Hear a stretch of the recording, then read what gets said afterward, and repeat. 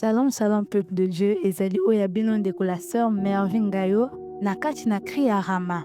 Na yango bakri ya Rama na biso tolobelaka awa tolobelaka mama na biso la prophétesse mais toyebi te nini ezali cri ya Rama. Na yango poko na lelo nazali ngai moko te nazali accompagné na maman la prophétesse Nafi Ampilo.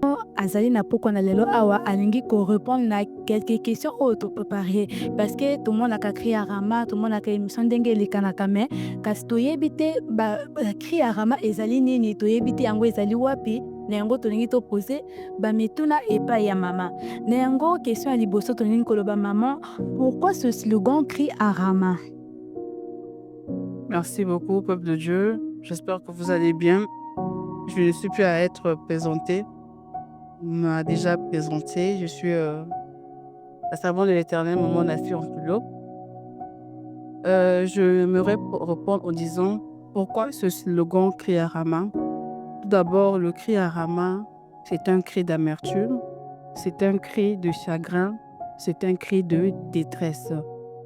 Quand nous voyons dans la Bible, cri à Rama veut dire en d'autres termes un lieu de deuil, un lieu de tristesse. Voilà un peu ce slogan cri à Rama veut autrement dire juste que non, des cris d'amertume, des cris de douleur. Oh maman uchi kolimbola biso malamu na question uchi koleka mais tolingi toyeba lisusu mama na biso bolimbisi. Pourquoi y avait-il des cris à Rama et qui est Rachel? Merci beaucoup pour votre question. Vous avez dit que pourquoi y avait-il des cris à Rama et qui est Rachel? Je ne pourrais jamais répondre à cette question sans pourtant consulter la Bible. La Bible nous fait comprendre dans le livre de Jérémie 31, le verset 15. C'est même là où nous avons eu à tirer notre slogan des cris à Rama. La Bible nous fait comprendre que, ainsi par l'Éternel, on entend des cris à Rama, des lamentations, des larmes amères. Rachel pleure ses enfants. Elle refuse d'être consolée sur ses enfants, car ils ne sont plus. Alors, c'est quoi d'abord? C'est qui d'abord plutôt Rachel? Rachel fut l'épouse de Jacob.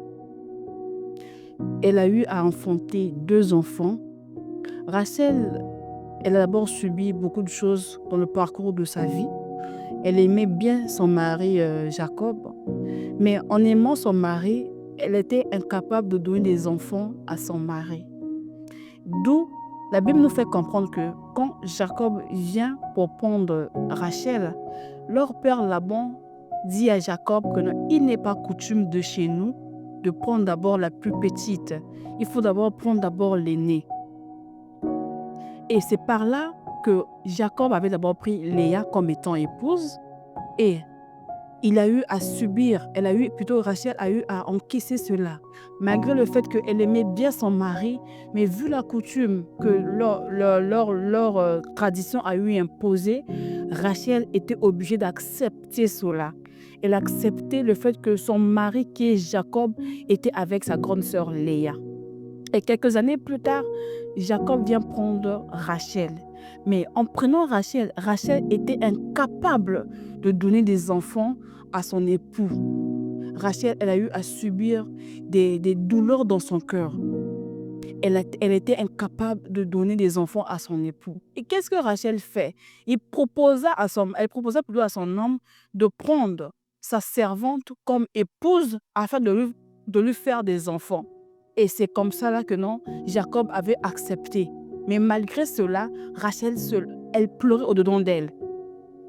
Et sa servante a eu à faire 2 enfants avec, nous connaissons tous l'histoire dans la Bible, avec son mari. Et Dieu, dans son infini amour, il a vu comment est-ce que Rachel pleurait. Il a vu comment est-ce que Rachel se lamentait. Il s'est dit, non, il est maintenant temps que je puisse essuyer d'abord les larmes de ma fille Rachel. C'est comme ça que Rachel a eu Joseph. Mais ce n'est pas fini là. En ayant Joseph, quelque temps après, Rachel tomba enceinte de Benjamin, leur dernier. Et d'où la Bible nous fait comprendre que Rachel, elle avait que 2 enfants avec son époux. Joseph était déjà né. Mais quand Rachel tomba enceinte, les cris que Rachel sortait, c'était les cris parce que Rachel voyait comment est-ce que ses enfants étaient morts. Mais Rachel est morte d'abord en donnant naissance à son dernier enfant qui n'est autre que Benjamin. Mais Rachel était déjà morte. Comment est-ce que la Bible nous fait comprendre que non, elle pleurait. Elle va pleurer qui? Mais pendant ce temps que non, elle était déjà morte. Par là, prophétiquement, j'ai eu à comprendre que non, Rachel pleurait des enfants que Hérode devait massacrer. Parce que Rachel, c'est l'image d'une femme, l'image de l'Église. Elle voyait comment est-ce que des enfants, comment Hérode devait massacrer les enfants. Donc Rachel étant l'image d'une femme, l'image d'une mère. Toute mère aimerait d'abord voir comment est-ce que ses enfants doivent réussir, doivent aller de l'avant. Mais la Bible nous fait comprendre que l'exportation en exil. Parce que quand on parle de cri à Rama, quand j'ai eu à dire en amont, j'ai défini Rama, l'exportation des personnes qui partaient en exil, c'était vers Babylone. Et cette exportation-là devait subir beaucoup de morts, devait subir beaucoup de massacres, surtout s'agissant des enfants. Et quand on parle d'un lieu à un autre lieu, il y a toujours des changements qui se passent. Rachel, voyant cela, Rachel avait des amertumes dans son cœur. Elle ne pouvait pas supporter voir comment est-ce qu'on devait massacrer les enfants. Elle ne pouvait pas supporter comment est-ce que des enfants vont mourir. Voilà pourquoi la Bible nous fait comprendre que non, Rachel ne voulait pas être consolée. Rachel était lamentée. Rachel pleurait. Pourquoi? Parce que ses enfants ne sont plus. Les enfants dont il s'agit plutôt, ce n'est pas Joseph, ce n'est pas Benjamin, non. Mais les enfants dont il s'agit ici, ce sont des enfants bien avant. Mais que quand Rachel voyait dans un œil prophétique, elle voyait comment est-ce que Hérode devait massacrer la vie de certains enfants. Et elle se mettait à la place des mamans, à la place des parents, à la place des mères de ces enfants-là, comment est-ce que Hérode devait massacrer ces enfants-là. Voilà pourquoi la Bible nous fait comprendre que non, Rachel ne devait pas être consolée. Voilà un peu. Ah, merci maman. Na yango biso mingi tososolaka yango te ntango balobaka cri ya Rama, balobaka nani aza Rachel. Tososolaka yango te, me kasi mama na ngolu na Nzambe lelo aye kolobela biso, aye kofongola biso mpona tososola oyo etali na question oyo tokoki kopose. Na yango mama balobi na biso chaque année ezalaka na convention ya mama, me kasi mama année ope convention ya bamama ekozala? Oui, bien sûr. Me yango tolingi toyeba convention ya bamama ekozala. Na yango quelle est la vision prophétique pour la Convention des femmes sunamites? Merci beaucoup. Tout d'abord, avant de parler d'une vision prophétique des femmes sunamites, dans la vision prophétique des femmes sunamites, je vois le mot femme sunamite. Et je vois d'abord le mot femme. C'est qu'une femme. La Bible nous fait comprendre que la femme est un être humain de sexe opposé à l'homme. Amen. Amen. Et Dieu a tout créé en amont. Dieu a créé tout ce que nous voyons dans ce monde. Mais s'agissant de la femme, il a eu à créer la femme en dernier lieu. Pourquoi? Parce que la femme, c'est elle qui doit prendre le relais, la femme qui doit continuer avec la création. Voilà pourquoi Dieu a formé l'être humain, s'agissant de nos femmes bien sûr, en dernière position. Maintenant, quand nous parlons de la femme tsunami, c'est qui la femme tsunami? La femme tsunami, c'est une femme de distinction. La femme tsunami, c'est une femme qui est capable de se mettre debout comme une mère pour prier pour ses enfants. Une femme tsunami, c'est une femme qui est capable de se lever tôt pour prier pour sa nation. Une femme tsunami, c'est une femme qui bâtit sa maison, comme le dit le livre de Proverbes 31. Alors, la vision prophétique de notre convention des femmes tsunamites, tout d'abord que c'est une vision que notre père spirituel qui est l'apôtre Ange Céleste, il avait eu cette vision-là des années ultérieures.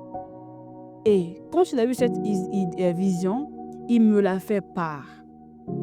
Et en me faisant part, il m'a décrit certaines choses, comment je dois diriger les femmes de notre église. Donc, dans ce cas, s'agissant de la vision prophétique des femmes tsunamites, c'est que premièrement, c'est comme je l'ai eu à dire, c'est se mettre debout, parce qu'il y a marché des femmes dorment. Donc, le réveil doit entrer dans la femme afin que la femme soit, comment dirais-je, le mot simple que je peux employer, soit à mesure de créer des choses. Parce qu'en elle, elle a la création.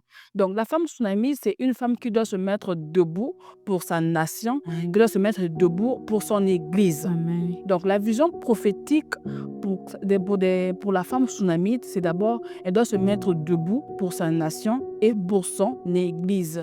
C'est un peu ça. Na yango balakisi biso awa vision prophétique ezali mwasi esengeli atelema mpo na église na ye to mpo na engumba na ye. Na yango mama nga nalingi na nga na défonce yo nalingi nayeba nani thème yango ezali nini thème na biso tokolobela na séminaire oyo. Voilà, merci. Comme toute année, nous faisons des conventions des mamans et tout. Et cette année, Dieu nous a mis à cœur de parler d'un merveilleux thème pour clôturer cette année 2025. Et le thème dont nous allons développer pour notre convention, 3e édition d'Écrit à Rama, le thème n'est autre que le mystère de la création. Oui, pourquoi le mystère de la création? Parce que la femme en elle-même aussi, c'est un grand mystère. Personne dans ce monde ne peut comprendre la femme. La femme, elle est difficile à cerner.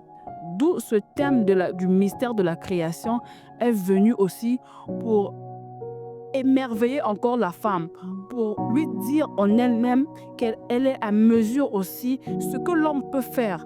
La femme aussi est à mesure de créer cela. Ce que l'homme peut faire, même s'agissant même dans l'église, la femme aussi est à mesure de faire cela. Pourquoi? Parce que la Bible nous fait comprendre dans le livre de Joël 2 que non, dans les derniers temps, je répondrai de mon esprit sur toute chair. Alors, quand on parle sur toute chair, le chair là, c'est mis pour la femme, tout comme pour l'homme.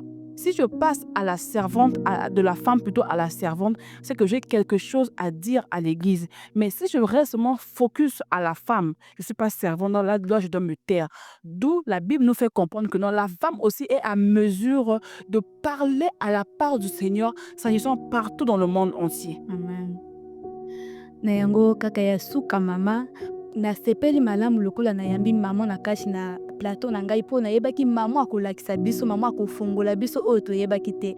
Na yango ya suka question tolingi toyeba quelle orientation prophétique ou stratégique que vous pouvez dire aux femmes. Merci beaucoup pour cette merveilleuse question plutôt. Quelle orientation prophétique et stratégique que nous pouvons donner à la femme? Tout d'abord, ce que j'aimerais comme orientation à donner à la femme, j'aimerais dire ceci, que premièrement, que la femme prenne conscience. Car la femme est au centre de tout. Amen. Que la femme prenne conscience que non, sans la femme dans le monde sera dans un état chaotique. Parce que c'est la femme qui est au centre de toutes choses sur cette terre. Dans la maison, s'il n'y a pas une femme, cette maison sera déserte. Dans la société, s'il n'y a pas une femme, cette société sera déserte.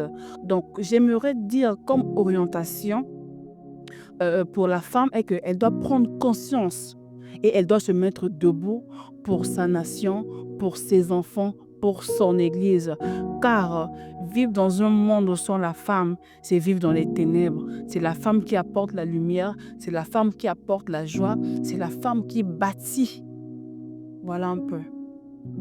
tosepeli lisusu mpona toyambaki mama na biso la prophétesse oyo ezali la prophétesse Nafi Ampilo na yango mama asili kolimbola biso na bamituna oyo tozalaki na yango tozali kopesa programme ya culte na biso événement na biso ezali kobanda mokolo ya jeudi le 11 kino le 14 oyo ezali dimanche de 16h à 18h pile boyaka ebele ke nzambe ya papa apambola bino ya koleka.